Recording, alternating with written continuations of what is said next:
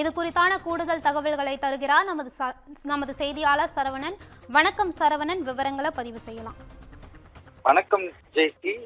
தஞ்சாவூர் மாவட்டம் திருவிடைமருதூர் அருகே தனியார் பள்ளி மாணவன் மது போதையில் ஆபாசமாக பேசியதை ரகளையில் ஈடுபட்ட வீடியோ சமூக வலைதளங்களில் வைரலாக பரவி வருகின்றன.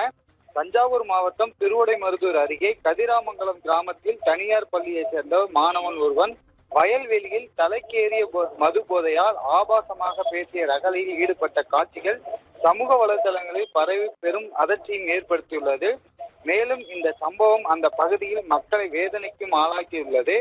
இளம் வயதிலே பள்ளி மாணவர்கள் இது போன்ற போதை பழக்கத்துக்கு அடிமையாகி வருவது தடுக்கும் விதத்தில் பந்தநல்லூர் காவல் நிலையத்தில் போலீசார் தீவிர கண்காணிப்பில் ஈடுபட்டு ரோந்து பணிகளையும் தீவிரப்படுத்தப்பட்டு வருகின்றன என்பதே பொதுமக்களின் கோரிக்கையாக உள்ளது. மேலும் பந்தநல்லூர், திருப்பனந்தாள் மற்றும் திருநீலக்குடி புறநகர் பகுதிகளில் கஞ்சா மற்றும் போதைப் பொருட்கள் விற்பனை அதிகமாக இருப்பதை காவல்துறையினர்கள் கண்டுகொள்ளாமலும் இருப்பதாகவும் பொதுமக்களும் குற்றம் சாட்டி வருகின்றனர்.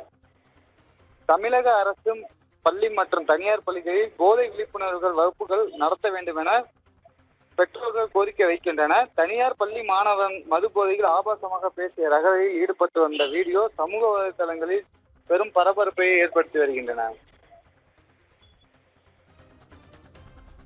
விவரங்களுக்கு நன்றி சரவணன்.